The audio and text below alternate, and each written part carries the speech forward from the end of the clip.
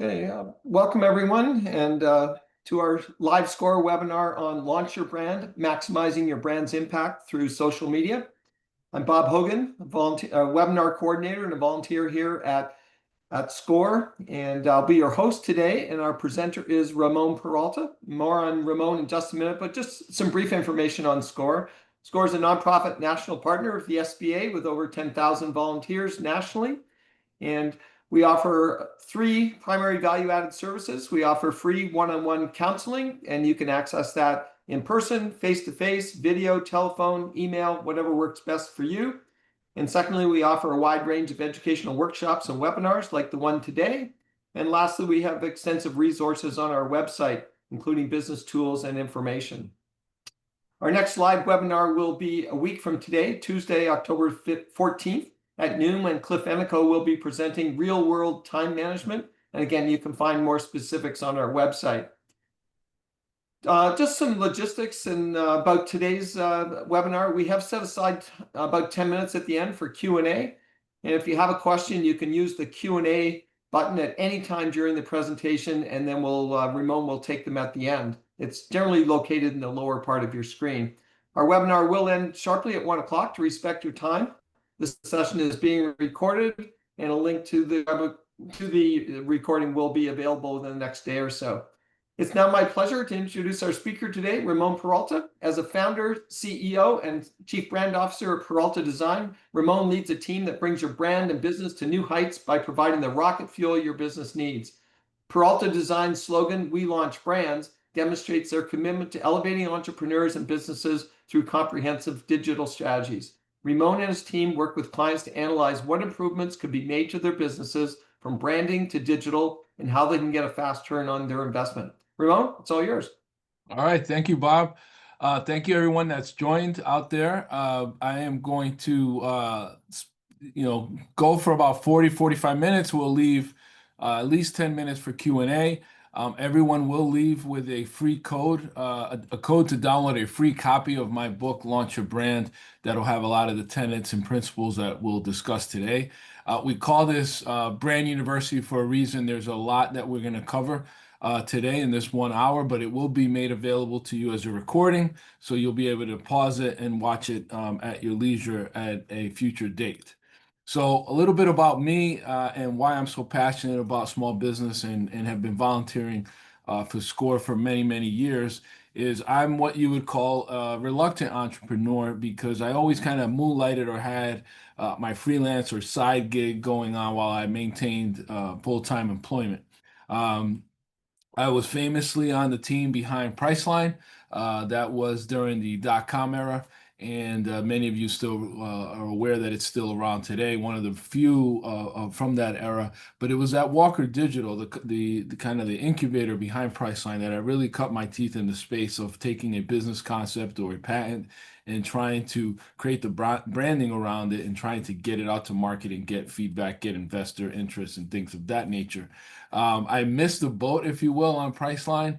So it was kind of like I was there as a consultant, right? And a lot of people were there as full-time employees. So when the company IPO'd and went public, a lot of them sailed off into the sunset. I got some friends and family shares, but I didn't get the windfall that many of the other folks there received. And so I wanted to get on the next bus. And so for the next 10 years, I worked at Walker, trying to kind of catch lightning in a bottle twice. In 2008, we had the Great Recession, the market crashed. And a side note about economy, as we know, we're in a very shaky time right now. There's always an uptick in business creation. So if you're out there, you've been displaced, or you feel like it's the time to kind of move your side business to a full-time business, you're going to get one heck of a pep talk today. If anything, and of course, learn some great principles. And so in 2008, I was laid off during that economic downturn and could not find another job, right? Statistics show if you're over 40 or close to 40, very, very slim chance of getting employed, especially during a down economy. So after some soul searching, I founded Peralta Design. And you see all these accolades on here, such as like the Today Show and NPR. All of that was due to content marketing and positioning myself in those early years as a subject matter expert. So we're going to kind of talk a little bit more about that track for you because I think it's very important to understand that brand awareness and the use of social media, go hand in hand. It's a great way to position yourself, to differentiate yourself, to tell your story.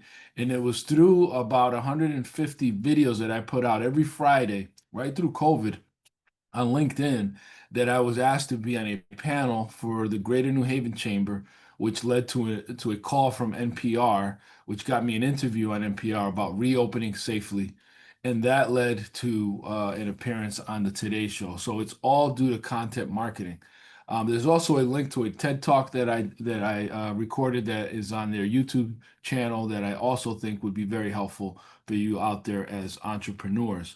So today, I get to lead an amazing team. Fast forward 17 years, we're located in Shelton, Connecticut, on the Cinto campus, beautiful office, 3,000 square feet. But I started out in my basement. I started out at home, and the book kind of goes into the path. We're gonna go right into what we do, and I always use this slide because this is kind of what I feel like, and I want you all to kind of think of the metaphors behind the Avengers or Marvel or superheroes, and there are many that apply to business. And for me, of course, leading a team as you all begin to scale and grow your businesses and figure out who do you hire next, remember that the more variety you have in the life experiences, the more diversity you have in your teams, uh, the myriad of superpowers that come together to form a really good team are evident in Marvel and in the Avengers. You don't see five Hulks, you don't see five Iron Men, you see a mix. And there'll be some slides where I cover that scaling aspect of digital marketing, where you kind of want to bring in some folks that complement your skill set. But also, we're going to spend some time talking about your brand story and how do you tell your brand story and through social media. And as you notice with heroes, all of them, received their superpowers through some sort of trauma. And I shared with you our origin story, so that you can see where that passion comes from for helping small businesses, and that I was in those shoes, and it was a very traumatic experience. And here I am sharing those gifts with all of you. So my advice to you in those early stages, folks that are really taking advantage of everything SCORE has to offer, is to believe in yourself, to dream big, but start small, and most importantly, tell your story. So some of the things we're going to cover in today's webinar are going to be getting your brand ready for marketing, creating and telling your brand story. And that's really important because that sets the foundation for everything that you're going to be posting on social media. The AI and marketing funnel are important. AI, you're going to look, if you look in the lower left corner, there's a little AI icon that I've added. Those are going to appear on slides where AI can enhance or help you. And I want you all to get comfortable using, whether it's Gemini or ChatGPT, to get comfortable using it because we're using it.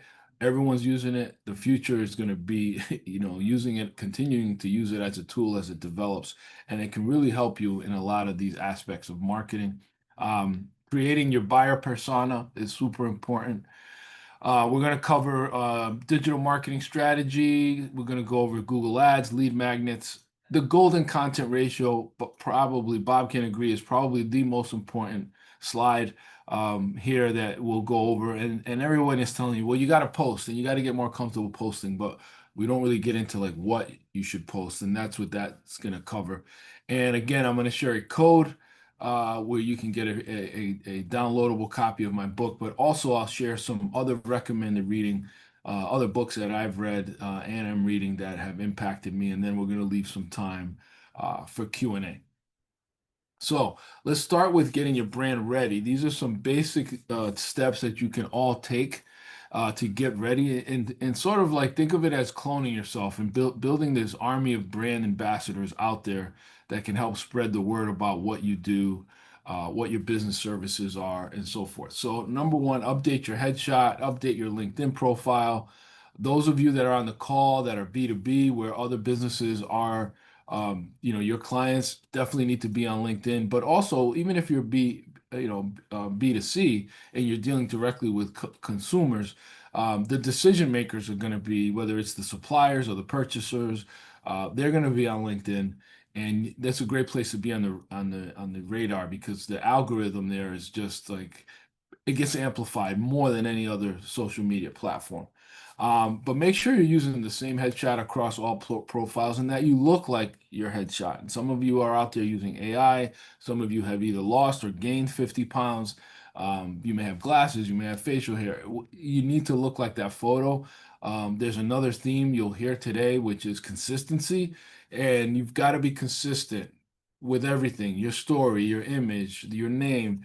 That's where the trust comes in. If there are any things that are off, whether it's your color palette or the way you write your name or the way you say your name or your headshot, it's not going to build that momentum that really fosters that trust in your brand.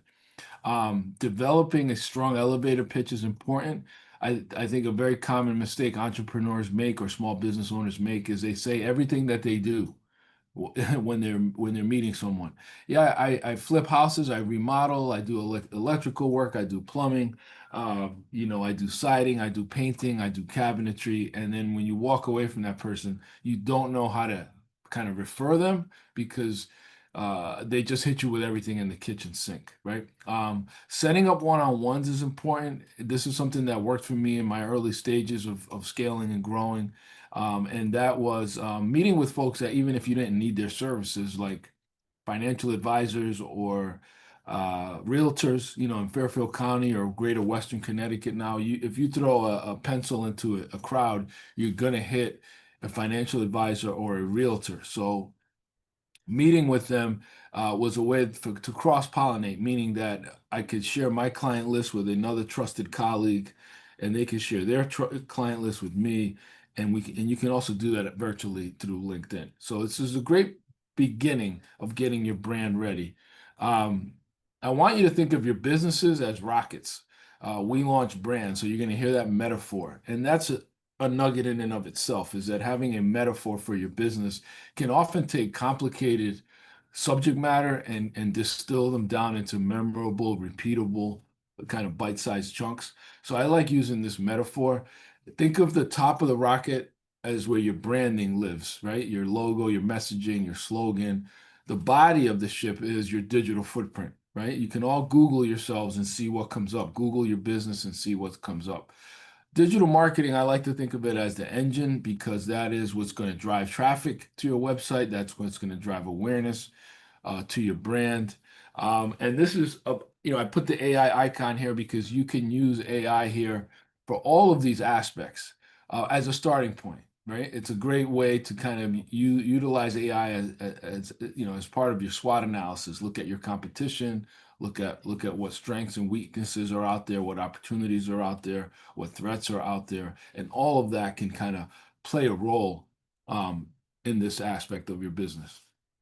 I use this slide also quite often, which is the brand iceberg, because a lot of people have a misconception that branding is just their logo. And in reality, there's so much more that's below the surface that we're going to cover today that become the foundation for the content that you post on your social media, right? Developing a mission statement, telling your brand story properly, uh, showing off what's your company culture, what's the company voice, what are the company values. Those are all aspects of branding, and we're going to discuss how do you communicate that for your business through social media. So let's start with your brand story. And by the way, there's also going to be a QR code where you can download some PDFs that'll be like kind of homework that they go with the book, but they'll help you in crafting your brand story. Think of your brand story as an origin story. Like, why did you start your business? How did you start your business? Why, who are you doing this for, right? Not just why are you doing it, but who are you doing it for? What problems are you solving? What will make your company different from all the other companies that do what you do that are already out there? Who's your target audience? All of these things can be woven into your brand story. I shared with you mine, and so when I first started out, my slogan was we were the startup specialists, because I had come from a startup. So I was a specialist at it, right? And then I was attracting other tech startups to work with me. And now we've since expanded, but you can always start, I recommend you always start with like a really good tight niche so that you know who you're speaking to, so that you know how to speak. And you can't be everything for everybody, because then you're nobody to everybody, right? You have to have a target. Um, as you're working on this aspect of your business, getting ready for social, I believe that if you have a real passion for providing quality service and you're using your gifts and talents and your intentions are really to help people, you will be successful. You're going to see me share a slide in a bit, just with the words being relentlessly helpful. That's another common theme that I want you to think of. So as you're posting and building your brand, just providing value is a different mindset and a better mindset than where can I get work from, right? Where can I get something? That's a taking energy. Where can I add value is a giving energy. So why does your story matter, right? The story matters, and I love using this example of Spider-Man because we all know he got bit by a radioactive spider, got his superpowers. But at first, he started using it just to make money. He used it for wrestling, and he was like beating all these big guys and making all this money. And after one of those matches, a robber was running by him, and and the cops were like, "Hey, help us stop that bad guy." And Spider-Man didn't do it. He kind of said, "Hey, that's not my problem." And it turns out that later, that same robber ends up murdering his uncle Ben. And so he realizes at that point that um, it's more important to this is actually where we get that phrase, with great power comes great responsibility, right? So why does this matter? Why do I weave this into this aspect of this presentation? And it's because it's going to help you externally and internally having a good handle as to why and how did your business start in the first place. Externally, it helps differentiate your brand from competitors, and it helps attract talent. You're going to need folks as customers, you're going to need folks that work for you. And then internally, it helps to share that story when it comes to your mission and vision and values, because it helps with employee retention. People will want to stay on board with you if they've bought into the story. And trust me, in the beginning, like my first hire was making way more money at his job, and I had to convince him to come make less money, but to come work for me. And he's still with me, 17 years later. So stories do matter. You got your story down. Let's talk a little bit about brand naming and brand identity. And I think you can utilize ChatGPT to give you some ideas for your name. But the brand identity for something proprietary, I don't recommend that you use AI, because you're not going to get something that you can trademark per se, because it's probably generating something similar for somebody else asking the same thing. And you want to create something proprietary. Is it good for like the starting point? Yes. Starting point, absolutely. But then you need to kind of take it to the next level. This was a brand new uh, a bookstore slash a used bookstore slash coffee shop that opened in Trumbull, and it's run by special needs students out of the Trumbull public school system. The reason I share this one is because there's a debranded version. You see the full one, and then you see the one that's just the acronym with the icon. And I want you all to kind of think of how can you make an acronym for your business, that can be utilized on swag now, because it's swag is just so important everywhere you go. They're selling hoodies and caps and mugs. And you need a version of your brand that can be debranded and simplified and distilled down to just an icon. Kicksmith Studio is a startup that we launched with the branding, web, brand guidelines, logo, color palette, everything. They're located in Sono, and it's a place. It's kind of like a paint and sip concept. But you go there, you drink, you hang out, you eat pizza. It's a date night, but you're customizing sneakers, and they provide everything. You could bring yours, or you can buy a blank canvas Air Force One while you're there, and it's a lot of fun. But I just want you to see how the brand identity kind of carries from the full logo to the icon to mobile to desktop to tablet, and you can just see how the branding kind of ties everything together.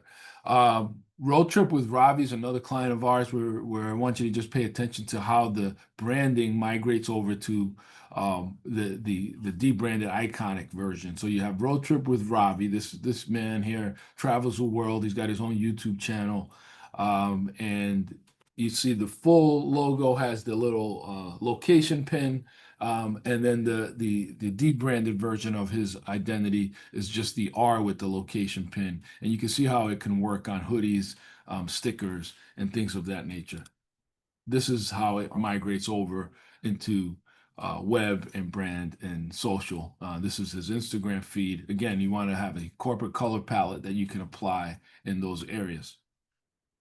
So now that you have your brand story, and your brand identity, you're moving on to the website. And this is a very critical action here because you got to get your house in order before you spend any money on advertising. Right? You need to have a strategy before you spend any money on advertising. You don't want to have this shotgun approach, and you certainly don't want to have your house not be in order and you're spending money driving awareness to your website or driving people to your website or your domain, and your website is not optimized or set up properly. So you need to get this in order. And I'm not a proponent of any particular platform. I will say that WordPress probably affords you the most flexibility, but there are plenty of brands that we've built out on Wix and on Shopify and on Squarespace. It all depends what's best for your business, where you are in your journey. But the most important thing about this is going to be having a strong call to action. And that's where you can use AI. If you're not sure what calls to action apply to your business, you can ask it and it'll kind of scour the internet and see what your competitors are doing and give you some ideas. But you don't want to just have a great looking website. It needs to actually tell people what to do when they get there. And I have an example here of one of our clients, Chesla, Connecticut's Higher Education Student Loan Association. Their website, this is what you would see above the fold. And why do I use this as an example? It's because people look at websites from left to right. They start at the upper left, which is where your logo should be. They go to the upper right. Those are where your main calls to action should be. And in this example, you're seeing apply now and then our newsletter. Then people go diagonally left to the lower left, and then across to the lower right, then back to the middle. So again, your prominent or dominant call to action should also be in the middle. And it's okay to have it in two places. It's not okay to have multiple calls to action above the fold because then people they get overloaded, they don't know what to do, they leave. So now that you have your brand story, your brand identity, a good web presence, let's talk about driving traffic. And this is where we're going to go into social media and other tactics that you can utilize. Of course, there's the standard tried and true volunteer, document that, go to networking events, document that. But establishing that presence across all social media is very, very important. And I would just say focus on your top three. You're not going to be prolific on everything, but I do recommend Meta and LinkedIn should be part of that. If you're going after like women only, then maybe Pinterest needs to be included. If you're going after teenagers with your particular business or product, then TikTok would be another place to be. So you kind of got to understand again who you're going after to understand what platforms to be on. So now that we're ready to spend some money on marketing and advertising, we're going to go into this aspect of the presentation. And I want you to understand the marketing funnel. This applies to social media. It applies to print. It's been around for a very, very long time. But most of us are in that awareness phase, right? This is where you're learning about a business. So as you go around, you're getting hit with ads for lawyers or for John Deere tractors or whatever it might be. This is the awareness stage. This is where you're becoming aware of a problem. You need something and you're starting to research what you should get. Consideration phase starts moving people down. This is where you refine your searches. During the consideration phase, we've all done it. If you've gone and clicked on a website, let's say for a clothing brand. But when you get to that clothing brand's website, you go and you look for, spring jackets. The next time you go on social media, you're not going to get an ad for that general clothing brand, it's going to be about the jackets you were looking for, right? It's starting to move you down that funnel, right? And there's programmatic display advertising we can talk about, and all other kind of tactics. But this is where you're feeling like a particular advertiser is following you. This is where the pixels or the cookies are coming into play. Conversion, this is where you've actually um, explored it. You looked at the options and you've selected one. And conversion is means somebody has clicked one of those calls to action. They've either booked an appointment with you, they've downloaded something from you, they've filled in a form and submitted it. Whatever your call to action is, they've done it. And that's the goal, right, of any campaign is conversion. Retention, which is at the bottom of the funnel, is equally as important. They say it's like 10 times more expensive to find a new client than it is to retain your existing clients and sell to your existing clients. So retention is where you would do like email marketing. We're going to talk a little bit about that, but this is where you're continuously adding value. You're not always particularly selling, but you're maintaining that relationship with your existing clients. SMART goals are a great kind of tenet of any good marketing strategy because they stand for specific, measurable, attainable, relevant, and time-based.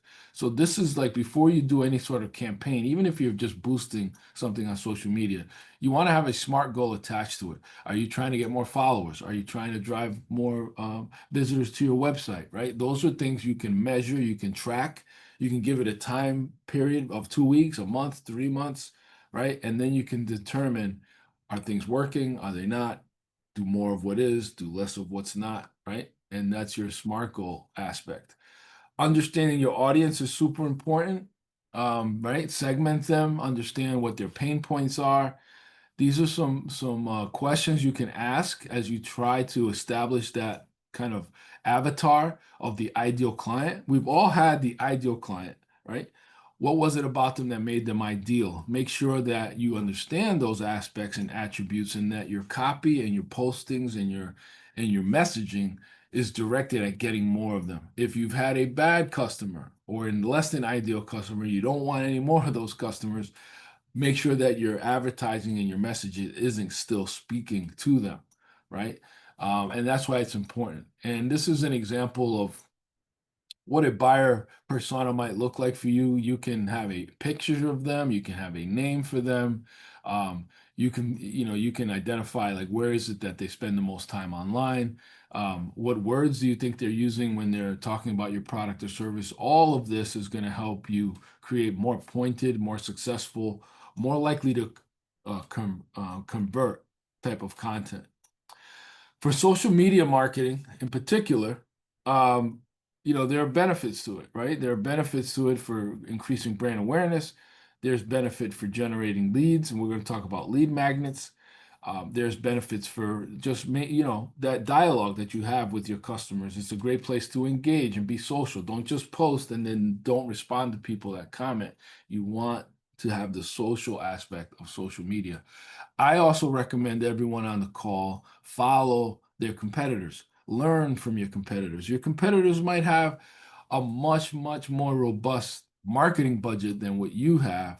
So you can actually glean from their profiles, and see what is working for them, what kind of content got a lot of shares, what kind of content got a lot of likes, what kind of content got your attention, right? And you can learn from them, and you can and it's this is part of your research, is to follow your competitors, learn from your competitors, and see what they're doing on their social media. The golden content ratio. Okay, I want us all to really kind of pay attention to this. This is a very, very important piece because a lot of salespeople, a lot of entrepreneurs, a lot of small business owners get this wrong when they start going on social. I want you to utilize this so you can say, okay, what am I posting? Or what is my marketing team posting if you have it? 50% of your content should be educational. This is where you can share tips and trends and guides, and top 10 lists and ebooks and white papers that position you and your brand as subject matter experts in your space. 50%, right? 50% of your content should be educational. The other 30% is entertainment, right? This is where You demonstrate your company's personality. You're getting to know your audience better. They get to know you better. You can highlight some success stories. You can show some before and afters. Um, that kind of content people love. So it's uh, 80%, right? Is not promotional. 80%. The last 20 is the promotional part. This is where you demonstrate your talent, your skills. Your reputation as a professional is built here. This is where you list your services. This is where you tell people, hey, book me now, or this is where you tell people to sign up. This is where you share testimonials. You offer new deals.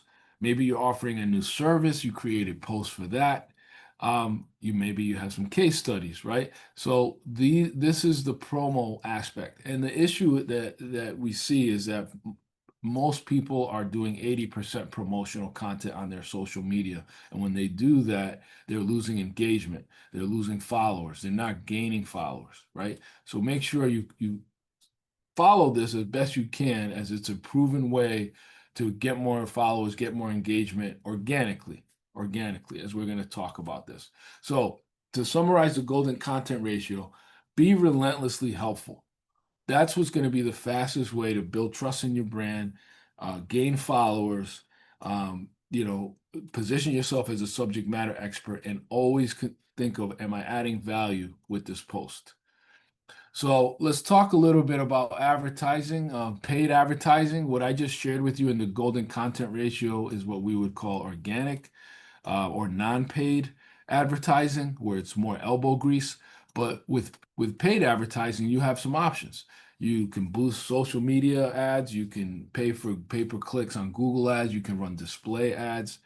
And this is kind of a great way to create awareness on a greater scale because you can control a lot more of who sees it. You can retarget users who've been to your website, and they're more likely to convert because they've already kind of checked you out.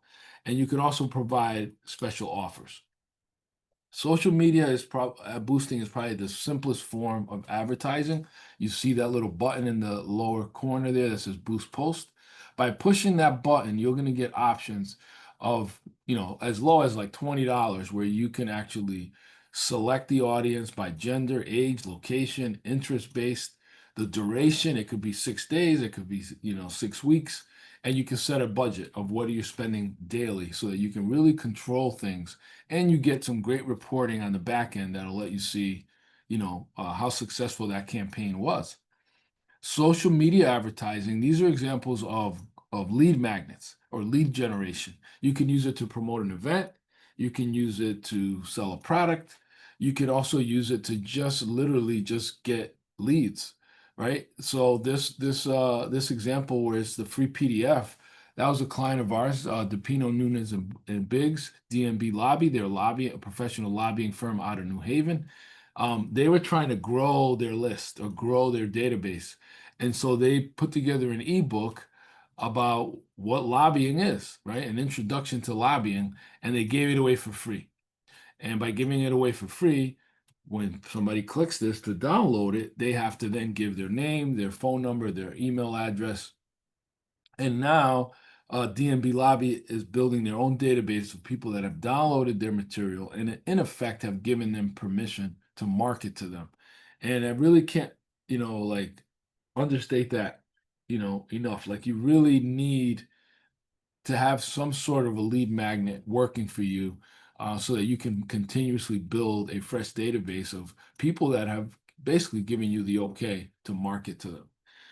Google Ads, right? There's some AI components that have really made this a little bit trickier, but Google Ads and blogs are now going hand in hand. And this is very important for you that are out there trying this and are trying to kind of augment what you're already doing on social. But Google Ads are great for high intent users. If somebody's looking for, hardwood floor refinisher or, a an expert, on branding, right? Or an expert on, an electrician in Fairfield County that does residential work, very specific. Google Ads work well because those Google Ads pop up. Um, what is happening now, though, and how AI is changing the game is that when first of all, there's a breakdown between like people over 40 are still using Google, and then mostly, and then people under 40 are going to ChatGPT when they're searching. So they're using AI as a search engine. So what happens now, and Google now has their Gemini, which is this AI overview that you're looking at, is that if you type something in, like in this case, someone's looking for how to steam milk, or they're looking to steam milk at home, or best ways to steam milk, it's actually going to pull content from blogs and show you that first. And it's showing those on the right side here. And then what happens is people are actually going to the blog post, and then if they can purchase what they were looking for on that website, they'll buy it there versus clicking on a Google ad. So make sure that if you're running Google ads, that you're also running blogs. And if anyone has questions about this, I'm happy to talk about it after, because this is relatively new. But it's just telling you that you really need to use real data in your blogs, because that's where AI is pulling from. So definitely writing blogs now has kind of made a comeback, because it really does help with search, not just like it used to because you were using keywords, but because that's where AI is getting the information. So how do Google Ads work? The example to the left is like what it looks like on a phone. That's a Google ad that we run for our annual report design services.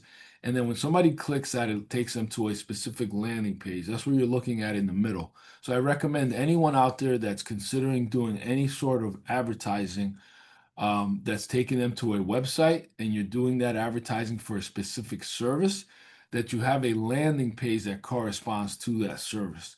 So when we run an ad for annual reports, for example, it doesn't go to our main website homepage, because if it did, you would see that we do everything, right? We do websites and video and logo design. And if you're looking for annual reports specifically, it's very important that we take you to a annual report landing page. There's a higher likelihood that you're going to convert, because we're showing you exactly what it is that you're looking for. And then the last panel that you see here is what happens when somebody clicks let's get started. Like they're ready to go. This is how we vet the folks that come to our website, and this is something that I would recommend to use, so that you don't just get a bunch of bots or a bunch of fake responses or people overseas, but that these are real inquiries. And if someone is willing to upload a file or put their company name or let us know whether or not they have an RFP, it's a good indicator for us that they have some skin in the game, and that they're probably going to be good to do business with. Email marketing is huge. Use those lead magnets to build your list, so you can send out a newsletter every month. This is kind of the retention phase. Highlight your project of the month, highlight a new staff member, highlight a new office, highlight maybe a charity event that you attended, to show that you get behind social causes. But email marketing is super important, but you need to cultivate that list. Some AI tools that we recommend that are out there. Obviously, Google has Gemini, Meta. If you've all been on Meta or Facebook or Instagram, you can see that it helps you write now. Even LinkedIn helps you write your captions. Make sure it sounds like your voice. ChatGPT obviously is the tried and true one, and there are a few others here, some Russian, Market Muse. And let's go into the home stretch with this kind of, I would say, call to action to make sure that there is a cause that is aligned with your business, right? Howard Schultz is famous for saying, if people believe they share values with a company, they will stay loyal to the brand. Now, that works for employees, but that also works with customers, right? Cause marketing is huge. More than 80% of millennial consumers expect the brands that they support to take a stand on social issues. So get on board with that. Scaling your business, I recommend The E-Myth. It's a great book by Michael Gerber. If your business depends on you, you don't own a business. You have a job, and it's the worst job in the world because you're working for a lunatic. I love that quote. It's so true. You really know that you have a business. If you can go away for a couple of weeks and you continue to make money, you have a business. If you have to put a sign on your an away message that you're out of the office and you won't be back for 2 weeks, you're losing business, and you really don't have one. You have a job, right? So How do you scale and grow? Real briefly, I wanted to just talk to you all about this and that you have to become a team builder in chief. There are great ways for you to build relationships with local universities or offer internships. And if you're not sure who to hire first, look at some of the areas that are outside of your wheelhouse or outside of your expertise, but that is still needed to operate your business. It might be something you hate doing. For me, it was invoicing. I knew I hated doing it and I didn't want to be bothered with it, but it was essential, obviously, for cash flow. So that was one of the first areas. And sometimes a client might need a service that you don't offer, but that's complementary. So for me, coming from a print and branding background, clients needed websites. I needed to hire somebody that knew how to build websites to join our team. As you grow your business, the All Legacy is a great book featured by featuring the All Blacks of New Zealand, which is the most successful sports franchise. It's a rugby team, but develop your people, right? If you can develop your people, your business is going to be more successful. In a nutshell, if you focus on the team, the score will work itself out. And for those of you that are on shoestrings, that hey, Ramon, I don't have a ton of money to spend. I'm doing everything myself. It doesn't matter. If you only have 2 grand, don't spend it all at once. Use some of these free tools that I shared with you today to get some traction, validate what's working, invest in the assets that will help you build momentum, like a good website, content, or ads that target your exact audience. The biggest mistake is to blow your budget without a plan. Every dollar should be tied to your goal. Those that are watching now can take a quick scan of this. It's going to give you it's going to take you to the page where you can download a free ebook. And the code for you to use there is FASTFree24. If you're not able to scan the code, it is peraltadesign.com/ebook. And then you just put in this promo code FASTFree24 and you'll get a free copy of my book. These are some other books that I recommend that you guys read. I mentioned The E-Myth by Michael Gerber. That's a classic. These are all related to growing and building your brand. Um, Legacy is a great one. That's the one that I just referenced. Also, you can get these free course materials at my website, peraltadesign.com/course-materials. And you can download it here. You can watch this video later and get it. And you get those. And these all kind of coincide with what we talked about today, creating SMART goals, telling your brand story, developing your mission. They go with a book and they'll be helpful for you. I also encourage you to watch my TED Talk, Be Yourself, Fire Yourself, Invest in Yourself. And that's how to be successful by just being yourself. And you'll see that on YouTube. Also, those that are interested in a follow-up with me, I'm offering SCORE folks a free 15-minute business consultation. That'll give you my Calendly and you can book some time with me. We can talk a little bit more about your business in particular. And I think I've left about 15 minutes or so, Bob. So I'm just going to share your slide. Yep. And then you let me know if you want me to stop sharing or we can keep this up and then we'll go over some of the questions. Yeah, no, that's fine. We can leave that up. Just as Ramon said, we're going to use the rest of the time now for Q&A, and we'll just take as many as we can up until the top of the hour. If you have a question, please use the Q&A button. It's usually on the bottom part of your screen. And as I say, we'll take as many as we can until the top of the hour. Maybe Ramon, while we just wait for some to come in, I'll just pose one from listening. Yeah. It's interesting that you, when you're talking about content, that you said 30% of your content should be entertainment, and wonder if you could just talk a little bit more about Yeah. why that's true and the effectiveness of that component of the content.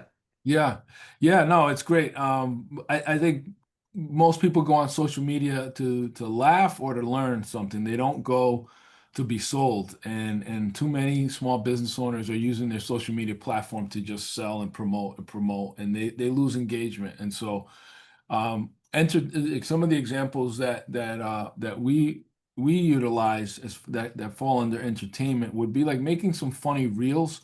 that are trending. Like there's if you follow other influencers on social media, they'll often share with things that are trending. Like I'm not saying everybody should go out and do a TikTok dance, but there are some things where like it's maybe a newspaper that opens and then there's a saying behind it when somebody flips it over, or a situation where like, I recently did one, my team asked me to make it, and it was like, somebody taps me as I'm walking away, the person who's recording, and says, taps me on the shoulder, and then I turn around and I say, tap me again and I'll tell you who I am.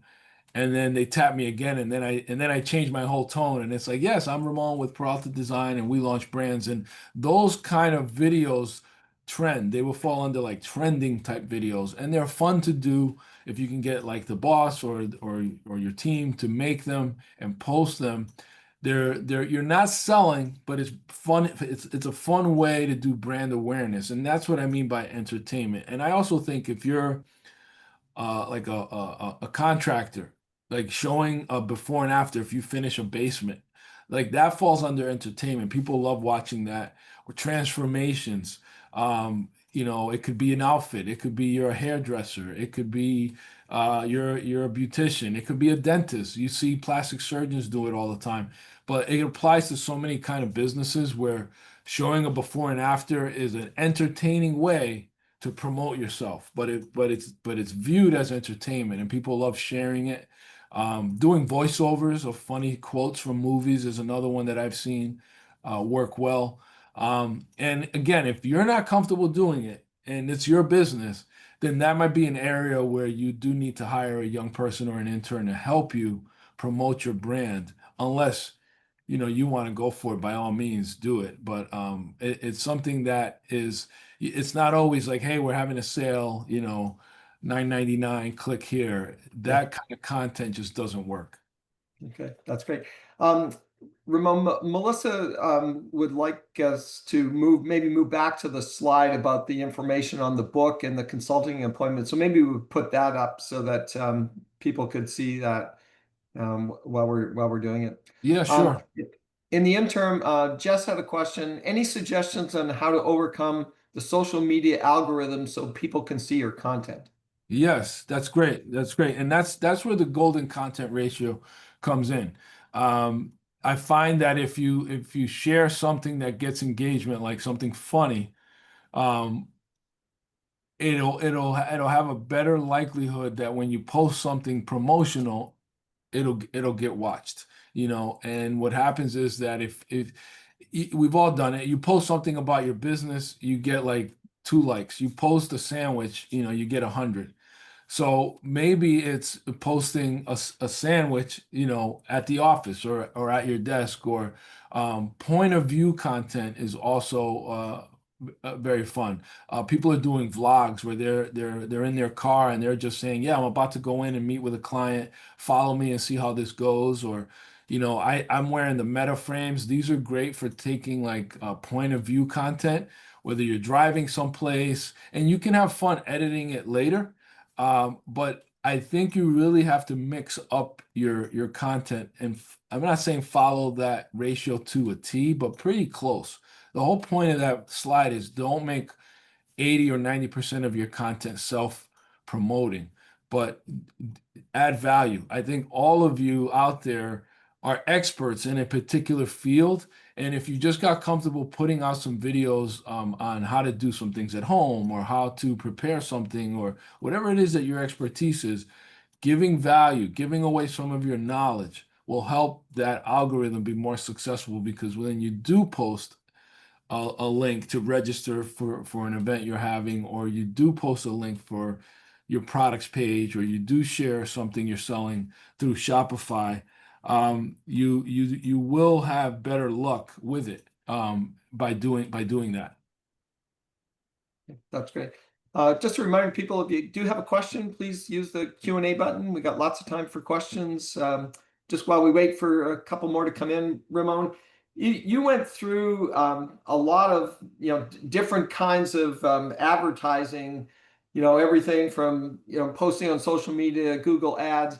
Any commentary on what's most effective in certain situations? Because Yeah, I think a lot of people don't have the, as you rightly noted, have the budget to do everything and can yeah, feel sometimes overwhelmed with the amount of yeah. choice there. That's why I think LinkedIn is probably going to be the most effective. Now, I don't know what everyone's business is on this webinar, but I find that the algorithm on LinkedIn is the most likely to amplify your post more so than Meta. Meta is going to charge you to get people to see it, but with LinkedIn, even with the free version of LinkedIn, I find that my posts are so much more amplified. The feedback I get when I attend a networking event is like, wow, I see you're killing it on LinkedIn. And in my mind, it's like I'm posting just the same amount, if not less, on LinkedIn than I do on Meta. But the reaction and the feedback I get, and the awareness that we get from our posts on LinkedIn are so much greater. And what I will say is that on LinkedIn, you do want to set up a business page, but you want to be active on your personal profile. That's the one on LinkedIn that gets the most engagement. So if you post something on your business page on LinkedIn, what I recommend is that you reshare it from your personal profile on LinkedIn. LinkedIn has this, like, your connections are one, the connections of your connections are two, and then it goes three, four, five, layers down. And what happens is that even if somebody that is not connected to you, but is connected to somebody in your network, they'll still see your posts. So that's my recommendation, would be, like, really, if you're not taking advantage of the free LinkedIn, do so. And then remember that Instagram works well if you have a Shopify website, right? So if you're selling products on your website, and you build that website in Shopify, there are some really cool integrations where it looks like an Instagram post, but if somebody clicks that cap or that sweater or that mug or whatever it is that you're selling on your Instagram, it takes them right to your shopping cart on your website. So make sure you're on the right platforms, from a web standpoint, and that you're also on the right platforms from a social media standpoint. Well, I don't see any more questions coming in. I think here we have one here from Dante. What are ways to become a top recommendation on AI platforms such as ChatGPT and Grok AI? What are ways to get what to become what? What are ways to become a top recommendation on AI platforms such as ChatGPT? Yeah, I think the secret sauce are the blogs. So you have to have enough blog content on your websites so that you force ChatGPT, when they're looking for that, when somebody's asking them a question, it doesn't have its own brain. It's going onto the internet. And if you have the right blog posts on your website, you will become popular with ChatGPT. You will become a trusted source. So make sure that you're inputting good data into those blogs, because that's where it's going to pull from. So blogs, have you write up, make it a habit of writing a weekly blog on your website that pertains to your subject matter in your area, and you're going to see that blog cited by ChatGPT more often. Very helpful. Another one from Jess. Is there a comparison tool for the different website platforms, or do you need to look at each one? A comparison tool. I don't have one off the top of my head. That's something that, so, I'm happy to take an email question and I can find out. I can talk to our director of web development. But understand that there are differences. Wix, Shopify, Squarespace, those are what are known as proprietary platforms. You're essentially leasing a website. You can buy a theme or you can buy a template from them, and you save a ton of money on development costs. But you don't necessarily own the website. If you break from that platform, you can't take your website with you.